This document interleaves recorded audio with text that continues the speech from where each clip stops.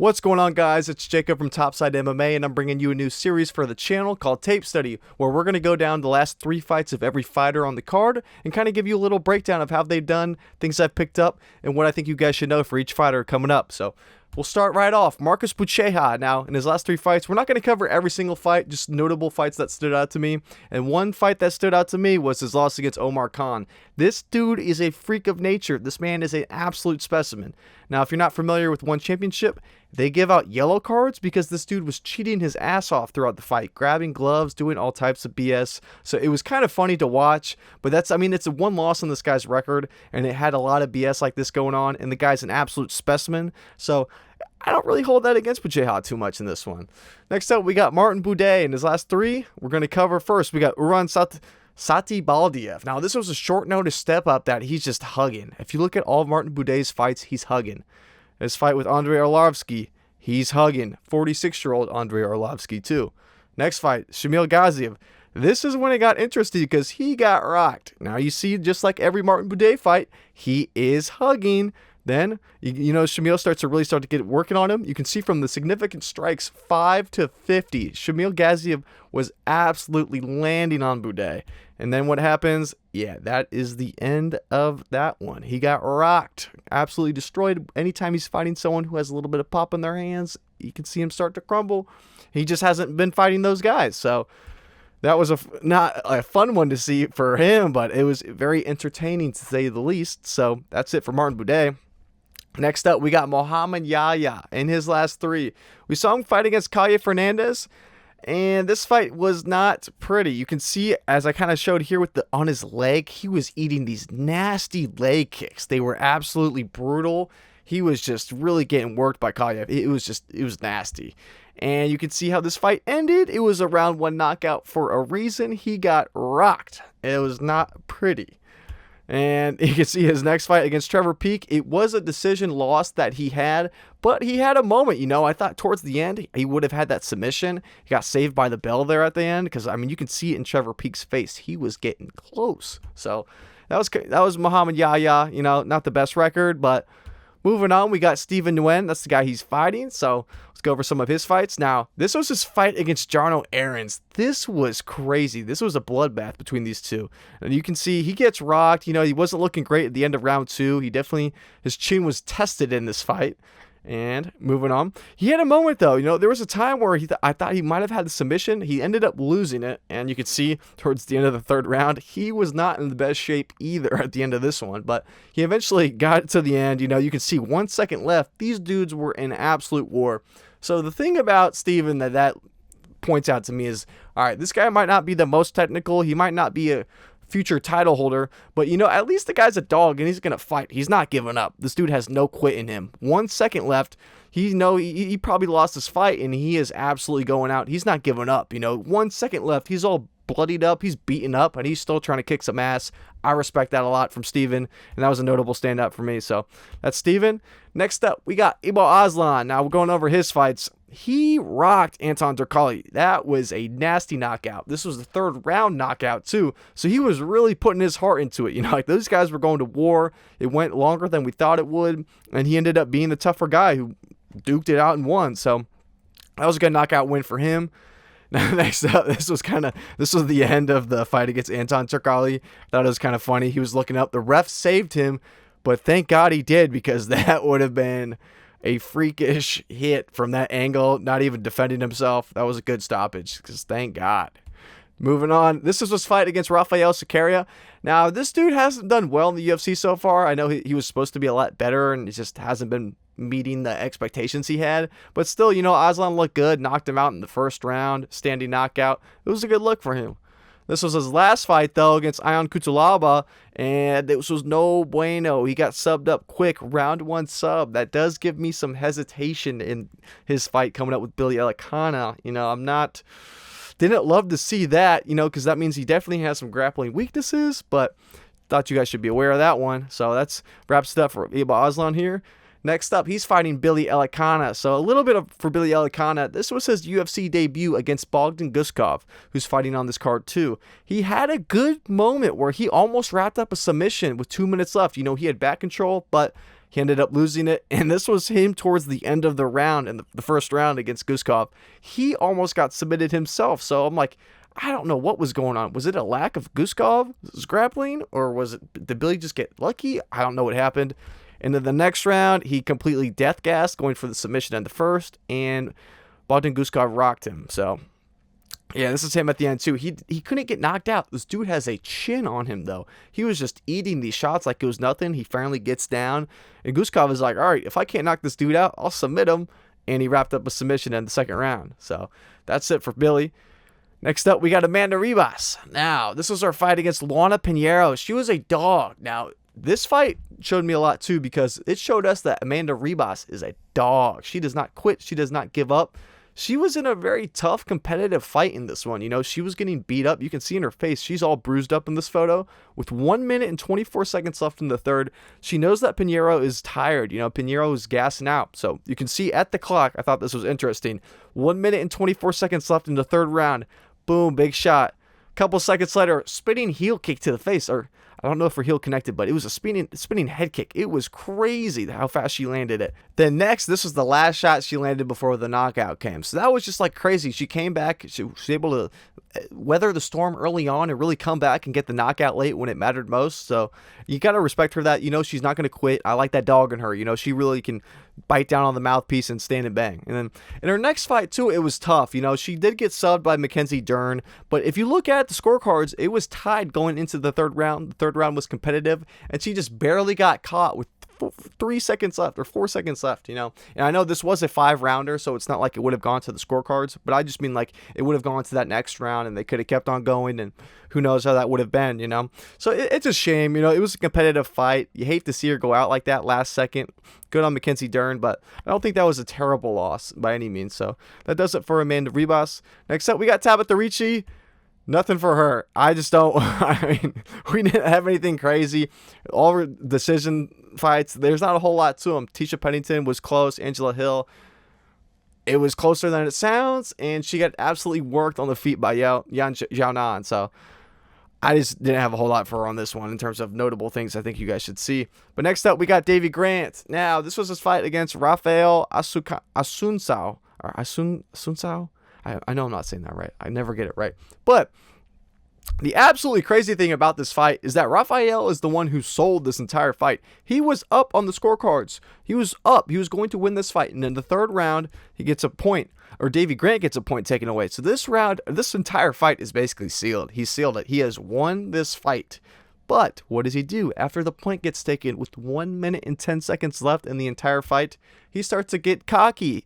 Davey Grant rocks him. This is what he does. He throws up the thumbs up, saying, I can take it. No, this is fine. I eat these shots.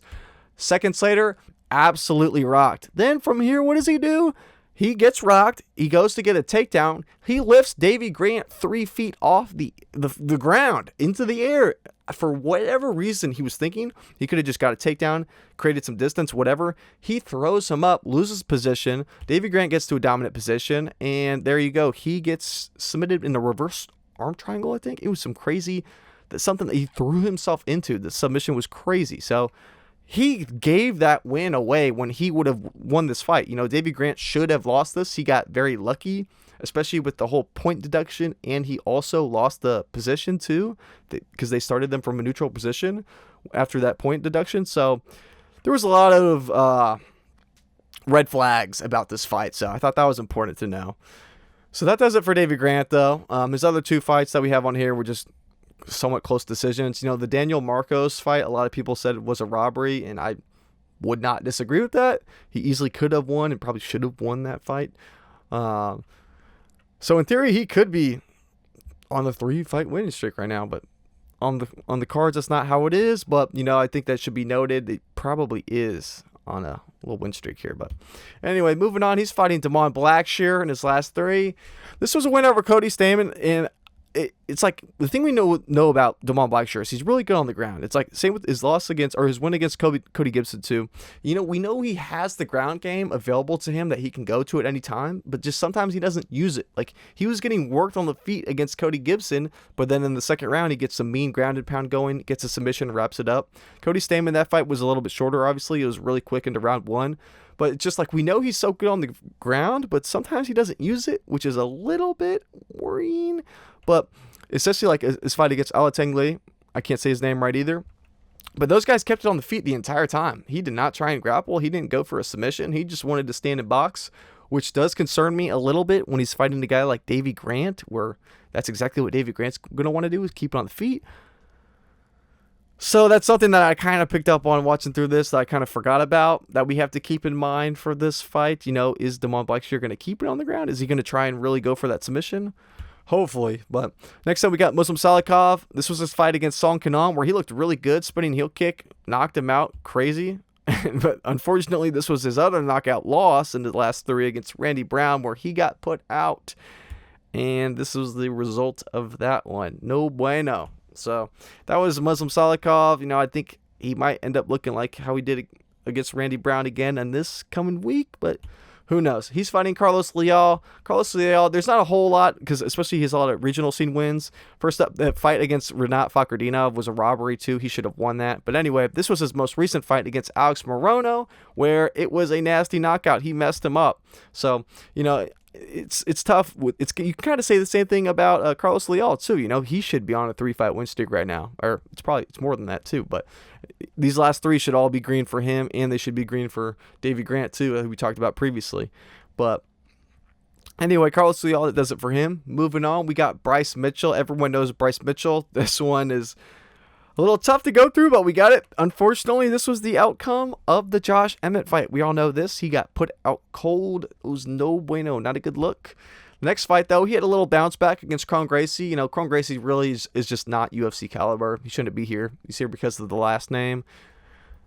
It was a good bounce back for him, though. It was good to see Bryce Mitchell get a win. But unfortunately, after that, this is how he ended up again, similar to Emmett. It's the same thing against Gene Silva, even though he submitted him. He didn't knock him out, but still, it's been tough to see Bryce Mitchell go through stuff like that, man. He has not had an easy run the last couple of years. And he's going against Said Nurmagomedov. Now, Said, this is the thing with Said. When he fought Gafurov, it showed just how good his guillotines are. And he's done this against multiple guys in the UFC. This is just one example. But this was, I marked it on my clock, like 3:57. This is when Gafurov initiated the wrestling. He starts going for a takedown. 3:57. Only a couple seconds later, 3:53, he's done. That guillotine is wrapped up. He's trying to hang on to a single. It's already done. Like, it's over. And by 3:52, it is in deep. Literally, yeah, those 1 second. You can see how deep that's in. He has no chance. And seconds later, this was, 52 to 49. This is when he starts tapping. So that just goes to show how dangerous Said Nurmagomedov is with those guillotine submissions. They are insane. And Bryce needs to be very aware of them, because he could easily wrap up one in a matter of seconds. So I think that's important to note for Said Nurmagomedov. Next up, we got Nikita Krylov. Now, in his last 3, we've seen this was his fight against Ryan Spann. And this was a combination of, one, Nikita Krylov has good ground game, but at the same time, Ryan Spann kind of threw this fight. So Ryan Spann could have shaken Nikita Krylov off right here. He got to a point, Nikita was too far up, he was too far down, he could have shaken him off. What does he do? He does that. Boom. This is what happens. So from this point right here, where Ryan Spann he's safe to getting on top, getting into Nikita's open guard, it goes to a disaster. I wish I had the video clip in here. It's like from this point to when he gets down to the ground, he throws himself into the submission. It's like he just wraps himself right into it. I don't know if it was fatigue or it's just like he stopped thinking, but for someone who's a good grappler like Ryan Spann, this was so surprising, because it was kind of like a mix of both. You know Nikita Krylov is a good grappler, and you also know that Ryan Spann is a good grappler, but has bad fight IQ at times and bad endurance problems. So it's like, I don't know which one's which. It's probably a mix of both, but I don't know. This was a weird one all around, but at least it shows Nikita Krylov has good ground game. He was able to win the scrambles. They did have really good scrambling throughout the beginning of this fight, but obviously it still was a round 1 submission. But anyway, but we know he can also get chin too. This was his most recent fight against Dominic Reyes, where Dominic, he's been on a good run. He's been on a streak lately, but still, check hook. This was the Conor McGregor, Jose Aldo part 2 for light heavyweights. This was crazy to see. This check hook really just, messed him up, got him out of there. So that does it for Nikita Krylov. It's tough because it's like we know he has the ground game to submit good grapplers, but he also has chin problems. And against a guy like Bogdan Guskov, that is not the best thing we want to see. Now, we've seen from Bogdan, this was his fight against Billy Elekana that we covered. His ground game has a little bit of question mark behind it, or a couple question marks behind it. You know what I mean? Like, we don't really know how good his grappling is because it has not looked great, especially when Billy Elekana can take your back in the first round as a UFC debut. Not a good look, especially against a guy like Nikita Krylov. But we've also seen if he can weather the early storm, he is still dangerous. He knocked out Ryan Spann. Those punches, those were nasty. So it's tough, it's tough to really feel where this fight goes because Bogdan has the power to knock Nikita out, and Nikita has the grappling to submit Bogdan. So this could go either way in this one, honestly. But next up, we got Almabayev. Now going into his tape, this one's a little bit longer too. This one was funny when he fought Nicolau because he got out of this tight submission and he was able to use his shorts and he kind of squeezed his way out of it. It kind of reminded me of Patrick from SpongeBob. He's fighting with his pants down. He has to take a second so he can pull up his pants again. Kind of crazy. Nicolau's a good man for letting him do that, but that's just something I thought was kind of funny. So moving on, this is when he fought Manel Kape, and this is the thing. People only remember this part of the fight where he starts to run away right at the end, but people don't remember the damn eye pokes. Manel Kape is not one of my favorite fighters, to put it lightly. He's just full of injuries and fouls. He commits fouls. He's just super cocky and arrogant. I can't stand him. And this is a little montage of the different eye pokes he had on Asu.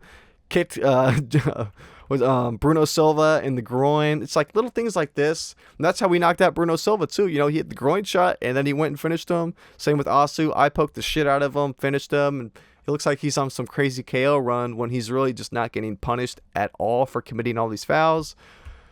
But anyway, that just makes me mad. That's it for Asu, though. And he's fighting Jose Ochoa. Now, this was funny. I found from Jose Ochoa's regional tape. He landed this choke on this dude, and he had him clean in the air. This dude is, scraping his legs, kicking him off the cage, trying to get out of this. And Jose Ochoa does not give up, man. When he wraps that in, he just was not letting go. I just thought this clip was pretty funny there, the screenshot of it. And this is when we saw when he fought Cody Durden. Oh, my God. This guy has hands. He has power. This is how Cody was after that fight, man. He messed him up. That was a crazy knockout. So we've seen him go against wrestlers. We know he can hang against a guy like Asu, at least in the wrestling. It should be decently close, because we've seen him we saw him get taken down by Cody Durden, who's a good wrestler, but we've also seen him be able to get up when he is taken down. So I think he has a good shot in this fight. It's going to be closer than some people might think. Some people think Asu's just going to go in and run through him. I don't know, man. This is going to be a close one for sure. So, next up, we got Shara Magomedov. Now, for his tape, we've seen the Armin Petrosyan. This was the double spinning elbow. This was crazy. This was the first one he went for that didn't hit. So, what does he do? He spins back around the other way. Boom, hits the other elbow. That knockout was insane. He was out. This is him falling to the ground after that elbow shot. It was nasty. So, Shara, he's good. We've seen he lost to Michael Venom Page, who was just the better striker, and we've seen he can beat the lower strikers that aren't as good as him, like we saw against Michael Oleksiejczuk. So it just depends on how the other person's striking is and how their chin is, because Shara, we know he has a damn good chin. You cannot knock this dude out. He has a granite chin so far in the UFC, and he's fighting Marc-Andre Barriault, who unfortunately does not have that iron chin. And the thing with Barriault is that he is the kill or be killed type of fighter. As we're going to go through these next three, we're going to see that. Now, this is his most recent fight against Bruno Silva, the big Bruno Silva, not the little one. And it looks great. It was good for him to get this bounce back. He's the one walking off while the other person is fast asleep. But the thing is, if you look at his next fight against Dustin Stoltzfus, or the one prior to this, and it is the other way around. He is the one on the ground unconscious after being sent to the nether realm, and he is out. And unfortunately, you go one more further back, and it's Joe Pyfer doing the exact same thing to him too. His chin is just cracked at this point. I don't think Shara is the most amazing striker we've ever seen, but at the same time, he has enough pop, he has enough power in his hands. Barriault's chin is not good. I just see a lot of problems for Barriault in this one, as we've seen from the tape. So, next up, we got Petr Yan. Now, I don't have a ton from him. I put in this clip of his kid speaking for his fight against Figgy. I love this clip. I had to include that. But in terms of what we've seen, all these fights, he did really good against Figgy. It was a 50-45, even though it sounds like an absolute blowout. It wasn't. He was just a step ahead in every round, although it was close. The Song Yudong fight was a lot closer, a 29-28, but it was still a good performance from him. Nothing like crazy standout I really needed to include. And Merab did Merab things and wrestled him. So, not a whole lot of clips I wanted to include here, but yeah, that does it for Petr Yan. And he's fighting Marcus McGhee. Now, Marcus McGhee has been on a good run too. I got a bunch of pictures for all these fights now. Because the thing is, in his last fight against Jonathan Martinez, we saw the leg kicks were a huge problem. That front leg he had to switch stances because his leg was getting absolutely destroyed by Jonathan Martinez. And I'm surprised. Jonathan Martinez could have won this fight. In the third round, he's kind of like backed off the gas and he started going for the clinch work, which was really weird. But that's just something that needed to be said. We've seen McGhee struggle with leg kicks, so I think that's an obvious route for Yan that he can exploit in this one. It could have been a fluke injury. Maybe he hit that nerve on the side of your knee. Maybe it was just like damage for the rest of the fight. Maybe that hasn't happened before, but it's definitely something worth noting. Now, this is his fight against Bolaños. The picture says enough. I think the picture speaks for itself. He ran through Bolaños, round 2 knockout. Wasn't that close. Bolaños just got worked. Same thing with poor JP Buys. He got ran through as well. Round 1, it was quick. I think like 2 minutes. This was part of that fight. No bueno. But Marcus McGhee is a real problem, man. And I like him a lot. I don't know if he's going to win this fight, but he's a really fun guy to watch. I recommend you go through his tape. He has some fun stuff in there. So, finally, we got Robert Whittaker in the main event. Now, going through his tape, we got some highs and some lows. So, first off, this was his fight against Paulo Costa. Excuse me. And we could see him take this nasty spinning heel kick to the back of the head. This was the front of his head, but spinning heel kick. This was one of the most flush spinning heel kicks we've seen in a minute. Now, if you go and watch this too, you're just like, damn, how did he survive it? Well, he kind of got saved by the bell. Like, he got rocked, and he wasn't out cold, but if there was more time in that fight, Costa easily could have knocked him out. Like, he was really just on ice skates, like falling back, and it was not a good look. But at the same time, it was such a flush heel kick, like spinning heel kick to the head. Like, it was absolutely insane. I know it's like, I'm saying it's crazy, even though like this picture doesn't really do it super well justice considering the reaction it got, but it was crazy, insane. It was a rough moment for sure. Like, it was definitely had everyone worried, but at the same time, he still won the fight. So it's not like the worst thing, he got caught, but at least it showed his chin. He can recover. It was just like the end of the round thing that was like, if that happens in the first couple minutes. Now, I don't think RDR is the guy to do that, but it's just a concern we got to have for the chin. And this was this fight after that. It was a good fight too. Not a bounce back, but this was not close. At least the Paulo Costa fight was close. This fight, not close at all. Now, I was never huge on Ikram Aliskerov. I was confident that Robert was going to get the job done in this one, so I definitely stand on that. But I still like, this was a good performance. It's going to show that, or it showed us that, Whittaker is not some washed up gatekeeper. He's still very competitive. He still can hang with the best of the best. And this was a prime example. If you bring someone up who's not quite ready, a guy like Robert is going to be the one to put him down. So this was a crazy knockout. Round 1, great finish. And this was the fight after too. This was the same one. This is where he had that walk off. I thought this picture was kind of cool. I thought it was going to the next one though. This one I don't like talking about. Oh, God, this fight against Kamzat. This was a rough one to watch. You hate to see it. He was doing well against the takedowns, too. Like, he was able to get back up for a little bit, but the second Kamzat got the back, it was over. But I just don't think RDR has the grappling level that Khamzat has, especially that pressure, the strength, the raw power. I just don't think RDR has that. And Khamzat's so explosive so early, like RDR doesn't have that level of intensity in that, like boom, kill, cut throat right away. So, but we have to talk about this fight, unfortunately. I hate talking about it because Robert's the boy, but anyway, it's AI. So, last up, we got RDR, Reinier de Ridder. Now, going through his fights, this was the end of his fight against GM3, which made me very concerned about his cardio because they were both completely death-gassed over this. And this didn't even go to a decision. He got the submission in the third round, and they were death-gassed. I mean, they looked like they both got simultaneously knocked out. They're so damn tired. So this did not rub me the right way in terms of his cardio, especially in a longer fight like he is now against Robert. That concerned me a little bit. Now, his fight against Kevin Holland, now we know Kevin Holland should never be fighting in middleweight. He just shouldn't be there. And it makes sense that he got dominated on the ground by one of, if not the most massive middleweights in the entire division. So, looking back, this seemed like a no-brainer, honestly. And this is his fight against Bo Nickel. And this, like, there's a lot I want to talk about in this fight. But to make it short and sweet, it's a combination of, I don't want to say Bo Nickel got fraud checked because his wrestling is so damn good and actually tested, but it's just like, it was a combination of Bo Nickel selling and RDR performing at his absolute best. It was like a combination of the two. Now, this was round one. This was right after. Bo Nickel had a dominant position, but he thinks, what should I do? Let me screw my position. I'm going to go try and submit RDR, who grappling is his best thing. So what does he do? He says, screw the position. I'm going to go for the submission. A couple seconds later, he gets completely reversed. RDR takes control on the ground, and that round is basically over.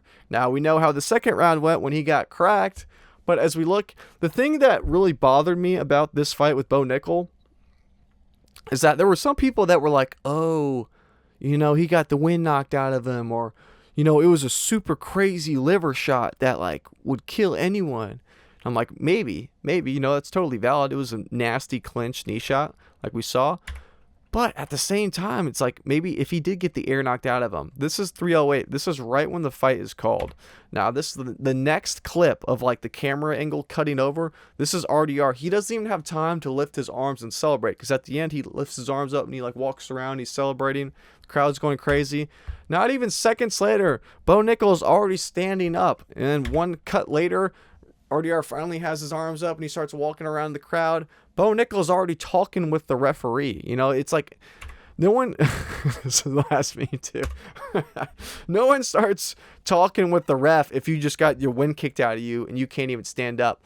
This guy can't even go around the cage celebrating for one full time, and he's already up talking with the ref. So this is what I thought about this fight. It was more so with Bo Nickel, it's like it felt like Bo Nickel had his combination of him selling and RDR looking really good. So in terms of how that translates against Robert Whittaker,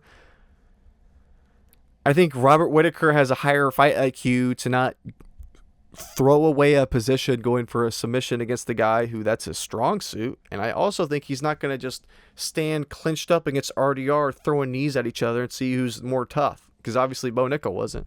So, you know, it's easy to pick fun at Bo Nickel. He is a rookie, though, at the same time, so you got to cut him some slack. You know, he is very green in this, but it's hard to see how the Bo Nickel fight will translate against a guy like Robert Whittaker, who wouldn't make those similar mistakes, and I don't think would give up as easily as it appeared to be. So anyway, guys, that does it for the tape study review for UFC Abu Dhabi. Thank you guys so much for watching. If you guys like this type of video breakdown, if you like this style, I guess, let me know in the comments, you know, because this took a lot of time with all the slides and everything and all the pictures, and it took a lot of time. So if you guys like it, I'll continue making this type of video. You know, I love to do that type of stuff. But yeah, just let me know if you guys, what your thoughts are about it. So anyway, guys, thank you so much again for watching. I'm going to have more videos coming later this week for the card. You know, we got a ton more stuff coming, so make sure to like and subscribe so you can stick around and see when we upload new videos. And yeah, until I see you guys in the next one, it's your boy Jacob from Topside MMA, and I'll see you guys soon. Peace.